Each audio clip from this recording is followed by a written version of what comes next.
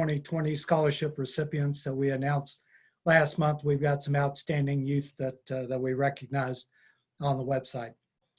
Also, we received some more information about the Dallas census, and I think Jennifer was going to post that on the website. So if you're not actively promoting the census within your business, within your peer groups, I encourage you to do that. It's so important that we get our neighborhoods, our population counted in the census. There's so many ramifications to both ways, to being counted and not being counted. So we hope that you take the opportunity and look at those resources. So thank you all for joining today.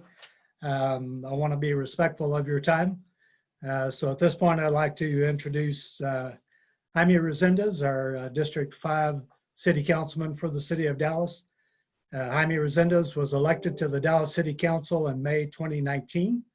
He was born and raised in the Pleasant Grove area of Southeast Dallas. Like many others, he grew up in an economically disadvantaged household. His parents worked hard to make a living, but still struggled to make ends meet. Every school that Jaime attended is in Southeast Dallas: R.C. Buckner, Julius Dorsey, E.B. Comstock, and Skyline High School. With no money for college, he enlisted in the U.S. Army before graduating from high school and served for 8 years as an engineer, including a year-long tour of duty in Baghdad, Iraq.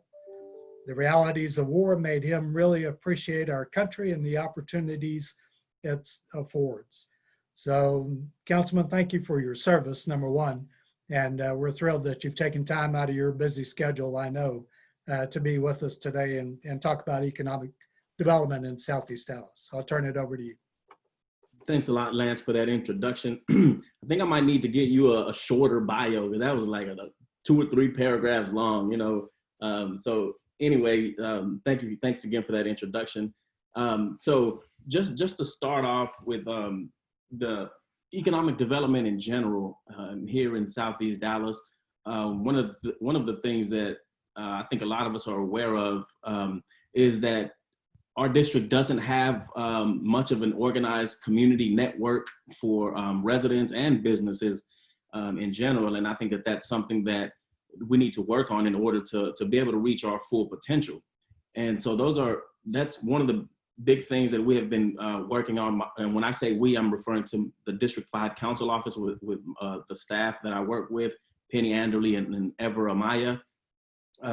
We've worked on building a Southeast Dallas neighborhood coalition where we've had leaders from various neighborhood associations, crime watch meetings out here in Southeast Dallas come together in order to advocate for things like economic development and other issues, public safety, however you want to define that, you know, whatever it is that's impacting our community. We're hoping that this coalition can kind of help address that. And so the bylaws for this organization are in the process of being reviewed by legal aid, and they'll provide suggestions and input before they are presented for approval to the group at large. So that's some of the work that we've kind of been doing since I've been on the council. It's been a year now. But as we all know, the COVID-19 situation has shifted everyone's focus and just kind of exacerbated some of the communication issues that we deal with outside of a pandemic. But regardless, we have to move forward. It's all of our jobs to kind of look out for the best interests in Southeast Dallas. And to that end, you know, we still try to see what opportunities there are to bring in new businesses. You know, a lot of folks in Southeast Dallas talk about we need to have, you know, a chain restaurant. We need to have this type of retail, this type of opportunity. And I don't disagree at all. The difficulty with that is that when businesses see the demographics in Southeast Dallas, they look at low educational attainment relative to other parts of the city and the county. You know, those type of issues. They see the disposable income is relatively low compared to other parts of town. So it's important to try to draw those businesses, and that's always an avenue to try to pursue. But one of the most important things I think that I've realized since I've been on the council is that we need to be sure that we're focusing on the talent and small businesses that we already have here in Southeast Dallas. And so moving forward, that's going to be one of my biggest focuses is to support our existing businesses, try to grow our own local talent, because from my perspective, our greatest asset in Southeast Dallas is our people. And I know we have a lot of talent. We have a lot of motivated individuals that want to succeed. We just need to make sure that we do everything we can to tap into that talent. And we have reached out to a number of small businesses, small entrepreneurs who are interested in participating in pop-up market type of thing and being included in an incubator project. But due to the COVID-19 restrictions, at this point, there isn't a timeline for when we might be able to launch these projects. But that's just, again, part of what we've been doing. We've also communicated with various organizations and nonprofits who are interested in doing something in Southeast Dallas, and you will hear from one of them later on in this presentation. It's very exciting. And so I'm looking forward to doing what I can to support those efforts. And so I also have a slide because I was asked to present specifically on neighborhood empowerment zones. So Jennifer, if you don't mind, you can put that up at this time. So what I did is I ended up knocking the dust off this presentation that was done just before I got on the council.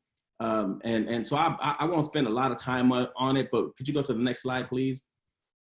So for those that don't know what neighborhood empowerment zones are, we'll discuss a little bit about the definition, the purpose, and a little bit about the strengths and weaknesses in Southeast Dallas. Next slide, please. And so the neighborhood empowerment zones, they must promote any of the following: an increase in economic development in the zone, an increase in the quality of social services, education, or public safety, and a creation and or rehabilitation of affordable housing. Next slide, please. And obviously the key with this discussion right now is economic development. So the neighborhood empowerment zone is a flexible tool to implement an economic development program.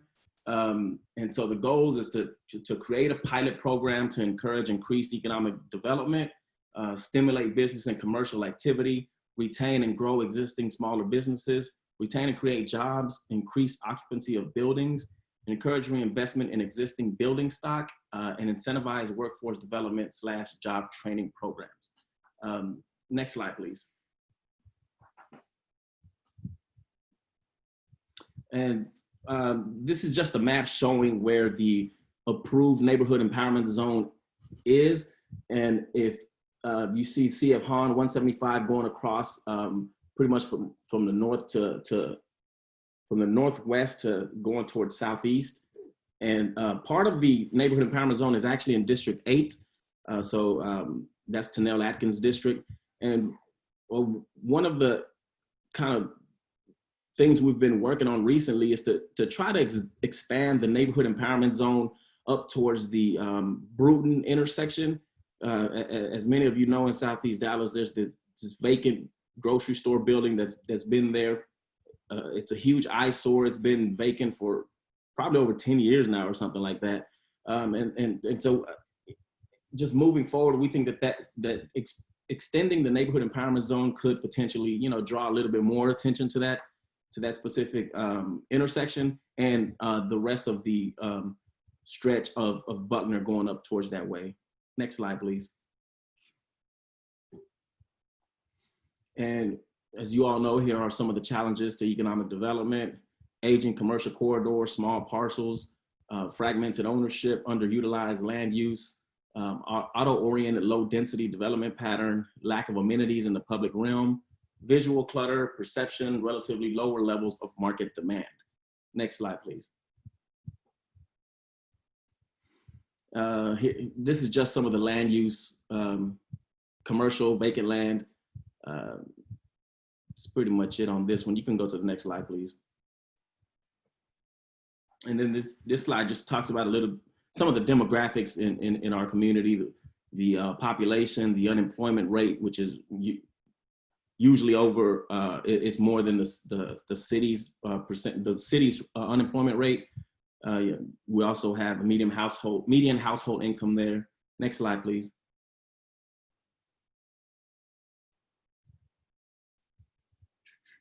Building permits. You can go to the next slide also. Total number of businesses, 224. Total number of jobs, 2,706. Next slide, please. And this is just a list of some of the major employers here in Southeast Dallas. You can go to the next slide, please.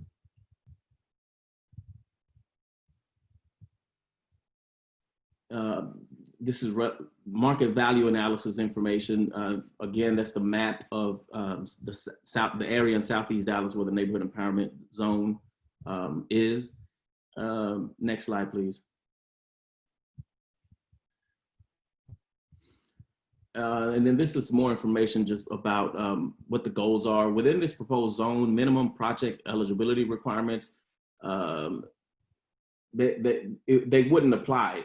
So usually part of the criteria includes creating at least 5 jobs or providing at least $75,000 of private investment. And then some of the investment tools are listed down there: real property tax abatement, grants and loans, business personal property tax abatement, incentives for workforce development, etc. Next slide, please.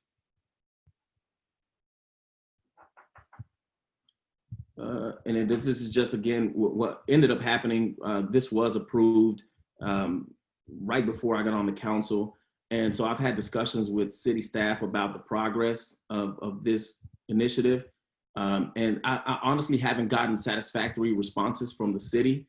And so I think that's something that moving forward, all of us really are going to have to keep our eye on to ensure that that the city is doing everything it can to market this neighborhood empowerment zone, and so that businesses can know what's going on, what incentives are in our area.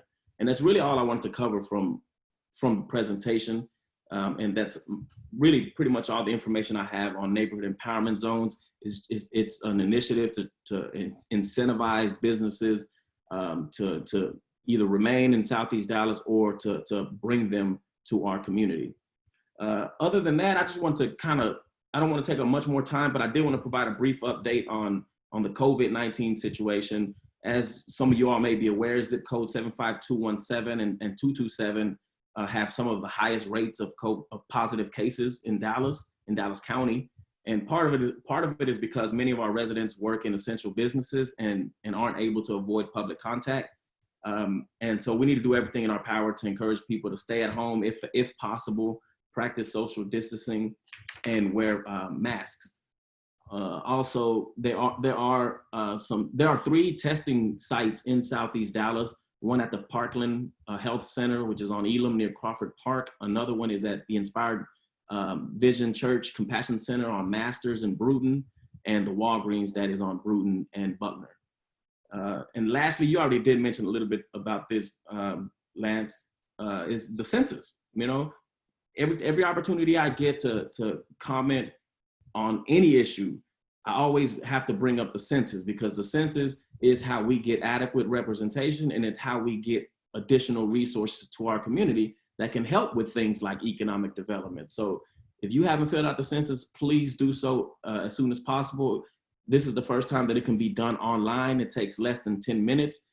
Please help your neighbors, your friends, your family members to fill out the census so that we can get the resources that we deserve and be counted properly in Southeast Dallas. And that's really all I have at this point, Lance. Thank you so much.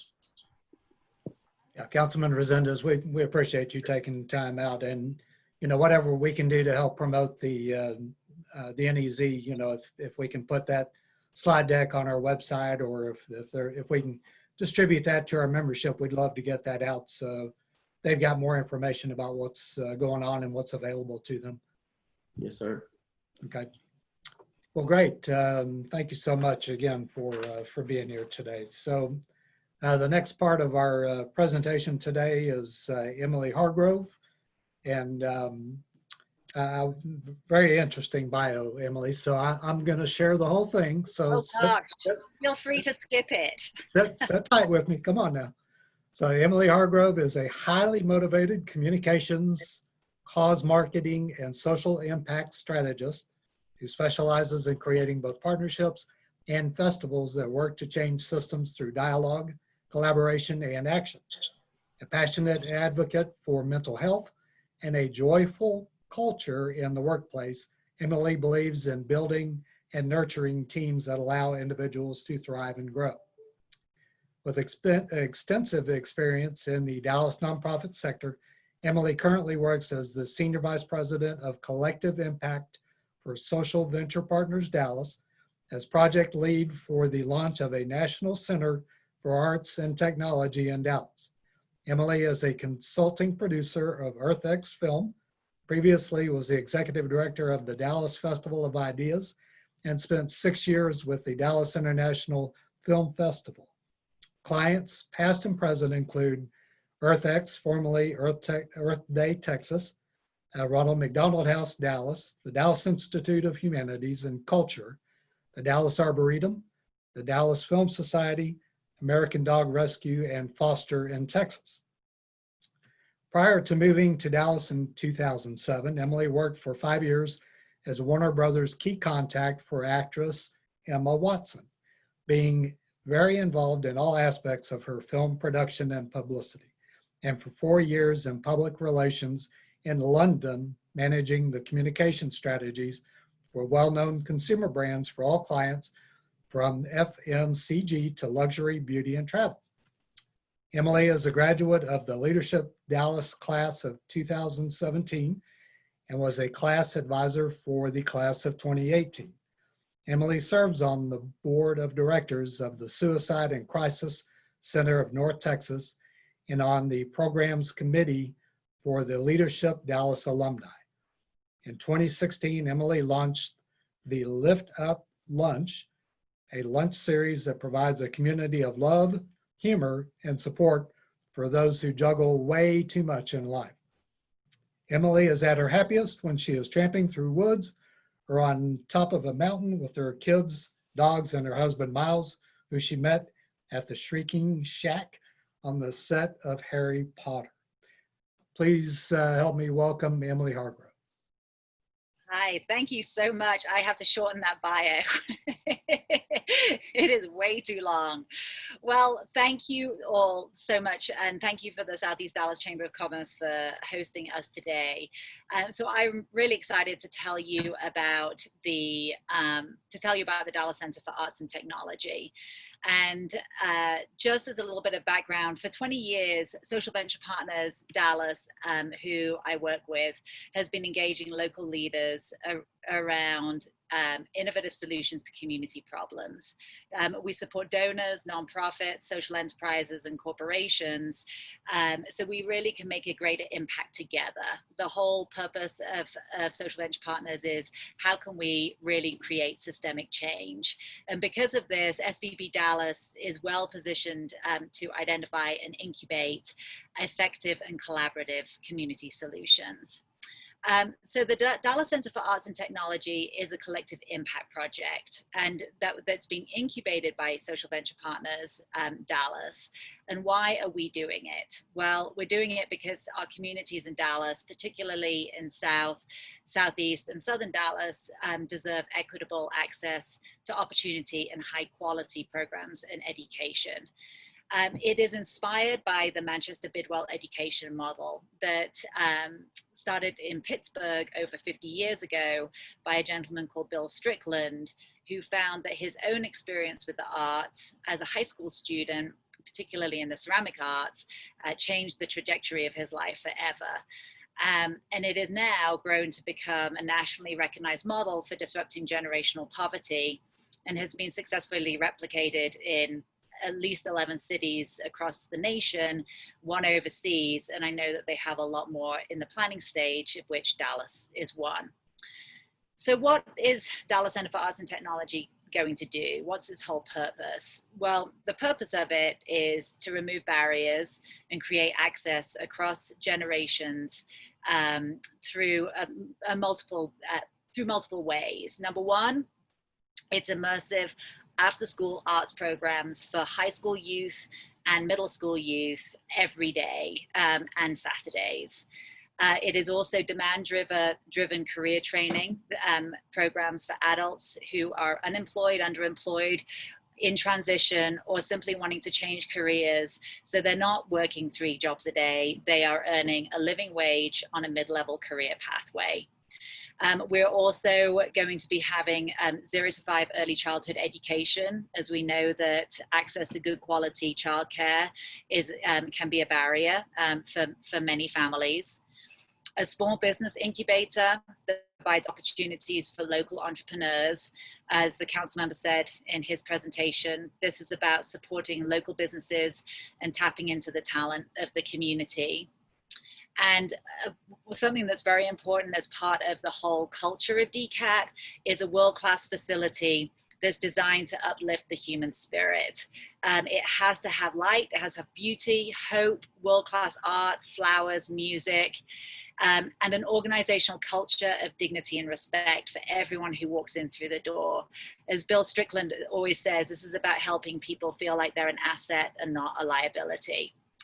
So all of these, you know, from what the council member was saying, the programs that DCAT would bring together really fit in with the, you know, with the mission of the Neighborhood Empowerment Zone too, that he was talking about. So in the network of centers across the country, 95% of participating students graduate from high school, and 80% of the adults who graduate attain a living wage job on a career pathway. So what does this ultimately do? This ultimately tells a student that you matter. It creates a culture of opportunity. It inspires creativity and it fuels innovation. It helps alter the trajectory of a human's life. Bill Strickland is the perfect example of that, and he's now a MacArthur genius. It constructs an empowering atmosphere of art, light, music, and hope, and it becomes a center for meaningful change. And it's very intentional about curating community by leveraging community strengths, interests, and wisdom. And so how are we planning on setting this up? Because this is absolutely not the Emily Hargrave Center for Arts and Technology, nor is it the SVP Dallas Center for Arts and Technology. Our focus at SVP is to make sure that we're not duplicating what's already being done well in the city. So this is where collective impact comes in. SVP Dallas is incubating and launching the backbone organization, but we have partners who will help deliver the programming. So those partners that are interested in being involved include, they're not limited to, Dallas College. Their Work Ready U is interested in you know, enhancing what's already being done very well at Eastville College in Pleasant Grove. But having the Work Ready U and very specific employer-led work training programs. For the arts, Big Thought it has been wanting to develop a physical creator space for youth to design the world with us. And so this is the center that they're looking at. Does this make sense for them to have the creator space within DCAT? The SMU Meadows School of the Arts is very interested in having a community presence and having artist in resident programs and having mentorship opportunities for their art students. The childcare group has been looking for a number of years at Pleasant Grove to have 0 to 5 early childhood education, but they haven't had a lot of success. And so they're really, really interested because there is from what I understand, a lack of you know, really good, you know, quality daycare options in the community. The City of Dallas, the Office of Community Care, is interested in having wraparound support services within the center. And then Southern Dallas Progress CDC is, you know, has come to us and really wants to have a small business incubator, and they would also be involved from a community input advocacy perspective. And then United Way as part of their Southern Dallas Thrives program. So where are we now with the project? SVP Dallas did a feasibility study, and that's been completed, that confirms that yes, this type of center is absolutely in need in Dallas. And part of my job is, you know, my job is to find out, is there an appetite for partners? Yeah, there absolutely is an appetite for partners. Is there an appetite from the funding community? But also, most importantly, is there an appetite from the community? So we want to make sure that we are asking the most important question: does the community want a center like this? And I've had a number since COVID hit in March, as Jennifer, will say, and Dr. White and Penny, Anderly, I've had a number of conversations with community leaders, members, educators, artists, service providers, the council member, and really listening to what are the needs of Pleasant Grove. And I have heard repeatedly, yes, please, we would love a center like this in Pleasant Grove. Feedback has been Pleasant Grove is starving for a project like this. There are amazing artists and creativity in the community. Tamitha Curiel does some really strong programming. The Office of Arts and Culture has done some great pop-up arts programs. But on the whole, there is a real limited access to the arts. There's no large central gathering space outside of the library and the churches that the community can really come together. Also, there's a real thirst for really bringing the culture, each of the individual cultures, to light through the arts in the community. And there is a lot of different cultures, and people really want to be able to celebrate that. And there's also a real desire, not just for the employer-led training, but also for the small business incubator. Tim Hutchins at Workforce Solutions in Pleasant Grove said, at that point then, the community really has control over their own destiny. And again, as I mentioned earlier, there's a lack of access to daycare for under 4-year-olds. So, this is an opportunity for more childcare options. So, and I've also heard that there's an appetite for seeing how we can incorporate DCAT into a larger community project that incorporates housing, education, culture, and activation of green space. We're looking at that and seeing what is feasible in that regard. So our next steps would be to find real estate that would work best for the community and the center in delivering its mission. Is it a standalone building that delivers the center and all of the programmings within it? Or is it expanding to a mixed income, multi-purpose, inclusive community that requires a greater parcel of land? We're working with employer partners, next steps, to bring career training programs that will open opportunities for living wage careers. And we want to get the student voice. So we really want our youth to design this creator space with us. And in partnership with Big Thought, we want to make sure that we have the conversation about what arts and technology they want to see. Is it performing arts? Is it visual arts? Is it 3D design? Is it spoken word? And so that is something that, once we really get the stamp of yes, the Pleasant Grove community really, we want to have this, we want to work together with you, then that's going to be one of our next steps, is really listening to the youth voice. And from my perspective, I'm on a 100% listening session. So I want to hear more from the community. I have many more conversations and listening sessions to be had. So I would love for anybody to reach out to me and say, and so we can talk about it. I have learned so much in the last number of months, and I want to continue learning. And so if you'd like to learn more about the project, please visit DallasCat.org or contact me at ehargrove@svpdallas.org, and I would love to hear from you. Great. It looks like, let me see I think we had a couple of questions on there. Let me go back and make sure they were answered. So the svpdallas.org is out there for everyone on the chat to see. What marketing tactics do you use to get participants? Yeah, that is a great question. So the participants, it would be fewfold. One would be going, working with the schools, the charter schools and DISD, for the youth.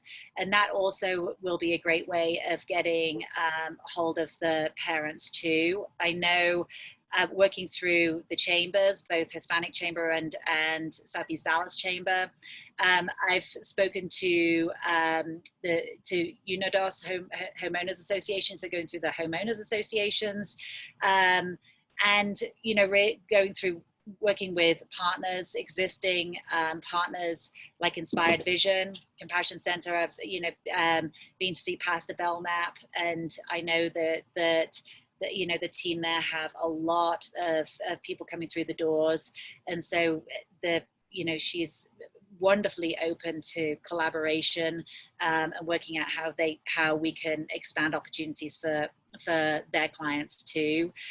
So it would be multiple ways of marketing out. From what I understand from Tim Hutchins at Workforce Solutions is that they very much are serving more of the African American population than the Latino population, and so that is something that we would want to make sure that we're very intentional about to ensure that we're reaching out to everybody.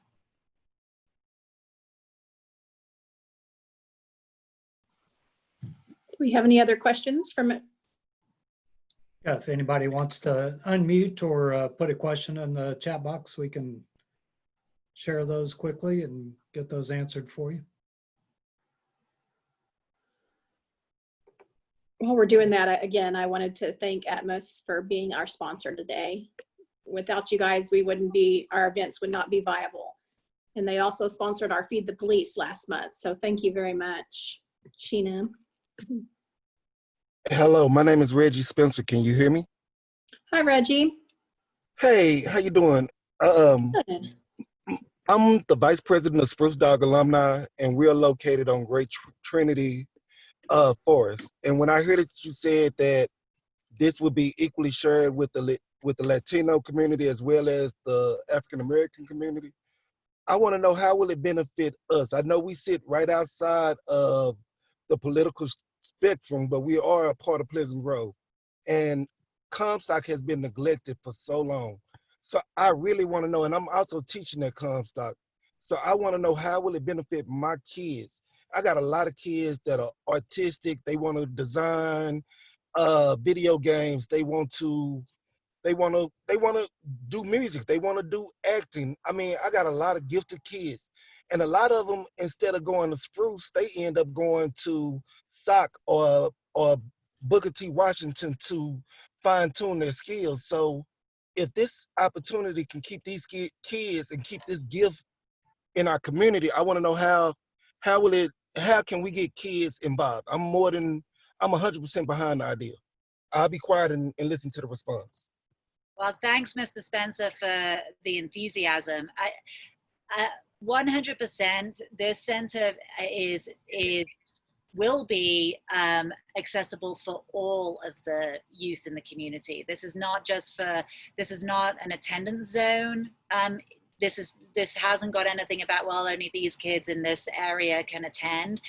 Not at all. And so I would love to talk to you and make sure that your kids are absolutely, included. And I'd love to come and talk to you about how we get them involved in the listening, in the student voice process, in the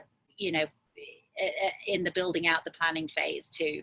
So yeah, this is open to all of the youth in the community, and even outside, for those that want to come and travel in from from outside of the Pleasant Grove boundary zones. If they want to, then they can come, but it will be predominantly focused in for the Pleasant Grove community. So yes, I would love to make sure that your youth are involved. Thank you. I have a question from a corporate sponsorship standpoint. What does that look like for a company like Atmos to support the initiatives of the center?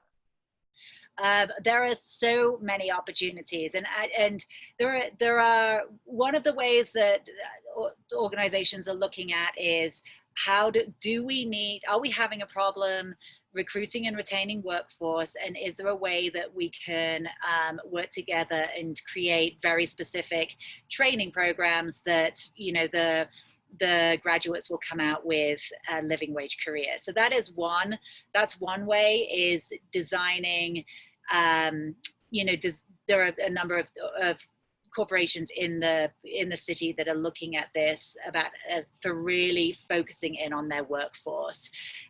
Otherwise, there are other opportunities from building out the planning stage, even once we get to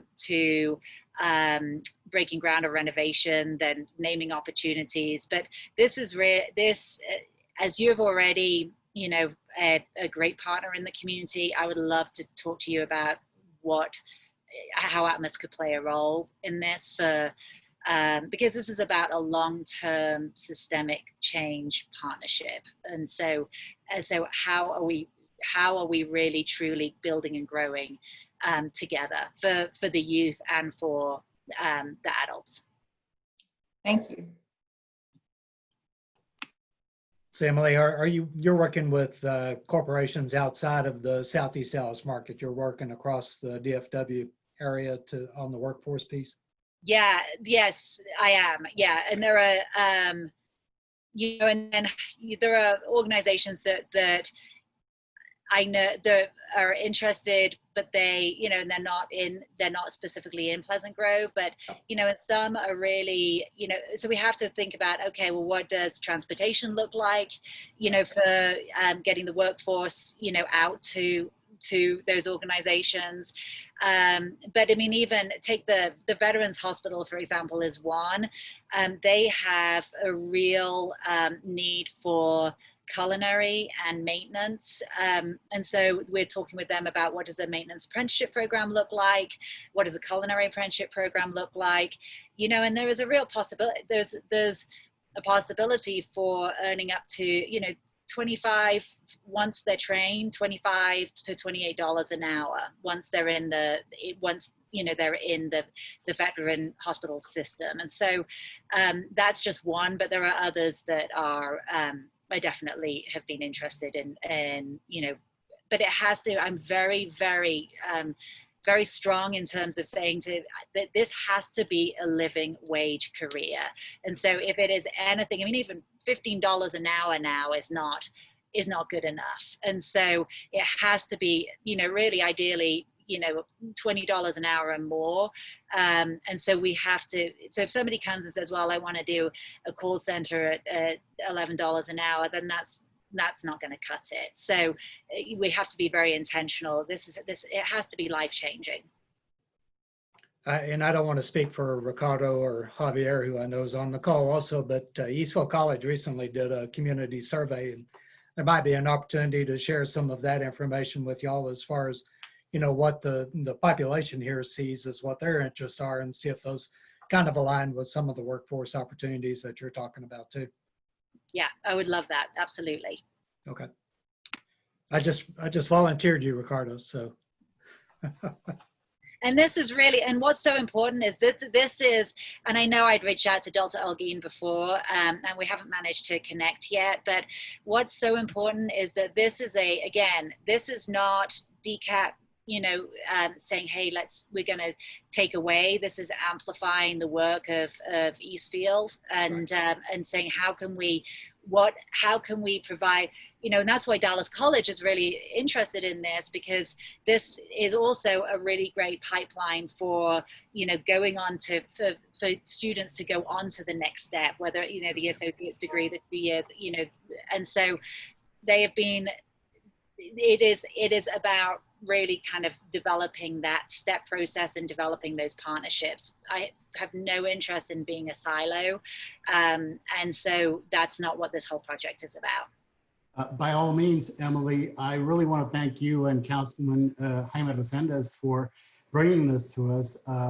For many years now, going on 13 years, the Eastfield College Pleasant Grove campus has hosted many nonprofits and community groups in our community room. We host about 300 meetings, events that we call them annually. And we've learned that we need bigger space. We need incubation space because we have some 3,000 small businesses throughout the Pleasant Grove proper and Pleasant Grove, general area. And so we want to help small businesses grow. I think looking inwards, as Councilman Resendes has recommended, is very important to us. Growing our own is very important.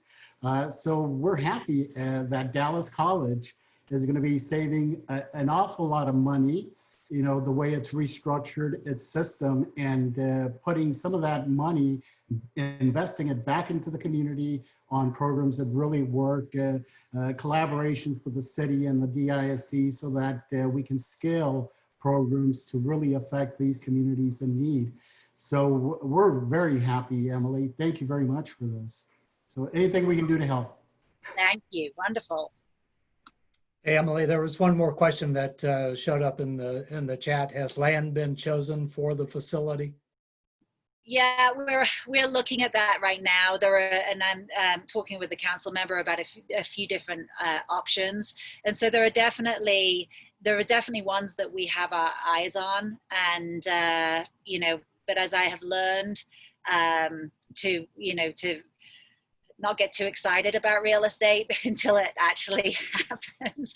Real estate has been definitely a challenge over the last number of months while I've been working on this project. But we do have some ideas, and so what I want to do is I talked with the council member on Friday about next steps would be really to kind of get a community focus group together and really, make sure that we're all working together in terms of visualizing what the potential and dream, really dream big for what this could look like. And I think, and that will take, it will literally take a village to build a village. And so that's something that I want to make sure that we're listening to all the voices, the parents, the members, the students, and, the community leaders that are on this call. Hi, this is Dawn. I actually asked that question. Thank you for answering it. I work with DART. And so I just wanted to make sure that when you all are looking at your land, to make sure that you could do what you want to do. My suggestion is to make sure that it's near a bus line or a train line, so that the clients that you have using this facility will be able to access it, because we have so many organizations that build and then try to include DART on the other side.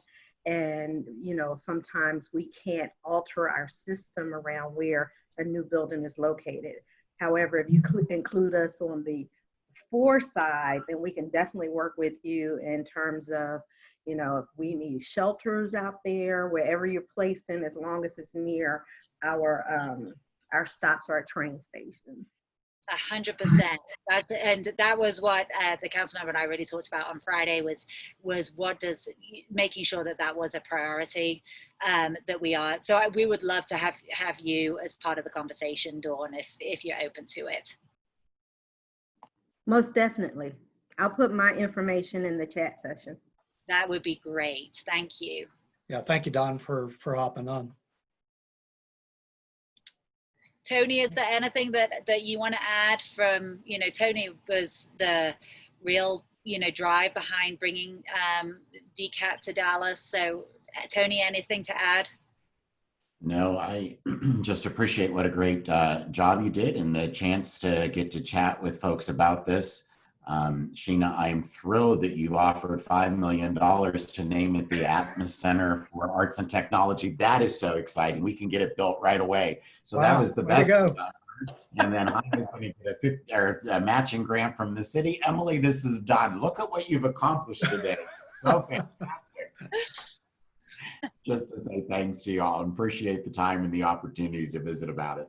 It's a great project. Unfortunately, we can't travel much, but we've been taking investors and interested philanthropists and city council folks up to Pittsburgh to see the original project, and that's always a great time. So hopefully we'll be able to get some of you up there in the not too distant future to look at it, because once you see it in person, you just want it. You want it in your own backyard, and it's pretty amazing. And then, of course, that's my hometown, so I take everybody out to a big Italian dinner, and it's a big win-win. You know, you can't go wrong with that. So hopefully we'll be able to do that soon as well. Looking forward to that. Thanks so much, community. Councilmember Resendez, thank you for the opportunity as well. Thank you. Good seeing you, Tony. Same here, buddy. And Prisma did put Emily's contact information in the chat, so hopefully y'all had a chance to write down her email and get back to her if you've got any other questions or any other comments that you'd love to share. And on behalf of the chamber, Emily, I'd like to say thank you to you and Tony for hopping on the call today and for sharing the information, and anything that we can do, you know, as a chamber, as employers in the community. We'd love the opportunity to interface and interact and support this effort as well. I think this would be huge for our area, and I know Councilman Resendez feels the same way. So. Well, thank you again. And it has been, you know, just in these conversations that I've been having with the community they have been really amazing. And I think, and it's time that the Pleasant Grove community members don't say, oh, there we go, Pleasant Grove is getting ignored again. And so it's time that conversation changes and everybody, you know, feels like, you know what, 75217 and the surrounding communities are getting the attention that they deserve. And so I'm here, this is in partnership, it's in solidarity. And so thank you all. And I would just love to hear from whoever wants to be involved in this process moving forward. Absolutely. Okay, well, again, out of respect for everybody's time, we're approaching the 1 o'clock hour. And I know, Jennifer, we had a couple of door prizes we were going to try to give away virtually. We do. Sheena, will you pick a number? And if they're on the call, they will get the prize. Sheena, pick a number between 2 and 50. 33. Okay, let's see who signed up. Tony Shadid. Is Tony still on the call? I know he was earlier. He might have hopped off. Okay, so I'll contact Tony. Tony's our winner, and let's get another one. Give me one more number. Let's go with 45. Okay. Is Danielle King? Danielle King is with Prisma's office. Here. Yeah, that's what I was gonna say. She's here on the call somewhere, but. Awesome. Okay. Well, I will. There she is. Hi, Danielle. Hi. Thank you. Absolutely. I'm going to need to get your email address. I don't have yours, and then I'll email you afterwards to get an e-certificate to either Chili's or Starbucks. I'll give you some choices. Wow. Thank you. Yes. Okay, well, good deal. again, on behalf of the Southeast Dallas Chamber of Commerce, you know, at your convenience, please get on the website. We've got updated information from the city on COVID-19, and the information that you heard today. We'll share what we can through that. Thank you again to Atmos Energy for being our sponsor today, and look forward to seeing you all in person hopefully soon, and if not, we'll do it virtually again real soon. So thank you all for being here, and we're adjourned. Thank you. Bye, everyone. Thank you.